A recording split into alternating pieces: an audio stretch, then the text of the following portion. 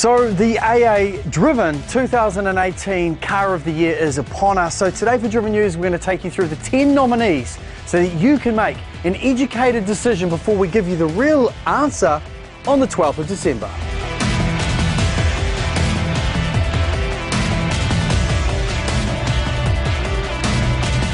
So first cab off the rank, no pun intended, it's the Holden Commodore, the Calais edition. So it comes in a liftback and a station wagon. Now originally these came out and we were like, well, they're not made in Australia anymore, but they're made in Germany, and personally I think that's a good thing. And the reason that this car has made it into our countdown is because the Holden engineers in Australia have tuned this thing and they've done a wonderful job of it. It's dripping in technology. It is not the Holden that we used to know, it is the future of Holden. Well done, Holden. Next on the list is the first of 3 Hyundais. And I love this. This is the i30N. So this is up against the Golf GTI, the Ford Focus, the Civic Type R, and it's an absolute firecracker. I drove it over at the Rally Australia, and it pops and farts. It feels like a rally car. You can adjust it to make it feel comfortable, or you can make it feel racy, and it really responds. Big fan of this car. The second Hyundai on the list is the Hyundai Santa Fe. You can't go past it. It's got 7 seats. Not only that, it has amazing technology that none of the other car manufacturers are doing. For example, if you've got kids in the back and they're about to get out of the car and there's a car coming past, it won't let them open the door. Just simple things like that that make it a great car. The third Hyundai on the list is the Kona. Now, we all thought it was going to be the Tesla that took the electric car to the masses. It turns out, I think, in New Zealand it is going to be the Kona. It comes in fully electric versions with a 400k kilometre charge. Not only that, it comes in a petrol edition as well, and this car is exploding. Where do we go from here? It's the Kia. Another Korean manufacturer. What have they done? Well, it's the Stinger, and it's a 3.3 litre twin turbocharged 6. And that is amazing from a Kia when you've got companies like Holden stepping away from rear-wheel drive rocket ships. Kia has stepped up and filled the void, and we applaud them from that. It goes like a cut cat, 0 to 104.1, I think 270 kilowatts, 500 newton meters of torque. What is not to like about the Kia Stinger? For the family sector, Mazda has this one locked down. Well, Mazda and Santa Fe.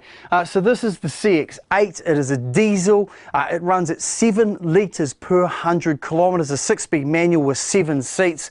What's not to like? And Mazda's done a great job of making it look good too. Next on the list, you can't go past this. This is the Mercedes A-Class, and we know that the A45, the very fast one, is coming out next year, but this is the A-Class range. It's got a fully electric dash, and you sit in there and you go, wow, this is a nice car. It has all the technology from the bigger cars. Their limousines is all filtered down into the entry-level hatchback now, including voice activation that actually works. You can open the sunroof, you can do a myriad of jobs, and it works. Very nice car indeed. The Subaru Forester is our next one. We all had a Forester, didn't we, back in the day, back in the 90s, and it looked more like a station wagon. It's now a medium-sized SUV. It's got eyesight, so it'll literally stop you from crashing into the car in front of you. If you look away from the road for too long, it'll remind you can't check your text messages. The car will give you a telling off. I did a test review of this earlier in the year, and we had it off-road, and our Toyota tow vehicle got stuck, and the Forester was still going. It is surprisingly capable off-road. From there we head to the Suzuki Swift. This is the Sport Edition. It comes with a manual. Once again, it hardly uses fuel, but it is very sporty indeed, and it's got innovations within it that even some of the flasher makers like the Mercedes don't have, like driverless entry and adaptive cruise control. This is another car that we like. It's growing, and it's the only car in our review that is under $30,000. There's a lot to be said for that. And the final car in our countdown is the Volvo XC40. The Scandinavians have designed this. Remember, it's Chinese owned though, but the Scandinavians have enough room to make their creative changes, and that is reflected inside the cockpit. It's one of the coolest, the funkiest places to be. It is the best cockpit of all our cars. Once again, it's a family wagon, and it's a thing of beauty. So, who are your picks? Make sure you put them in the comment section below. We want to know who you think is first, second, and third. Who are my picks? Well, I don't know, and the cars I like. I really like the Hyundai i30N. I think it's a firecracker. I think it's a car I'd like to own.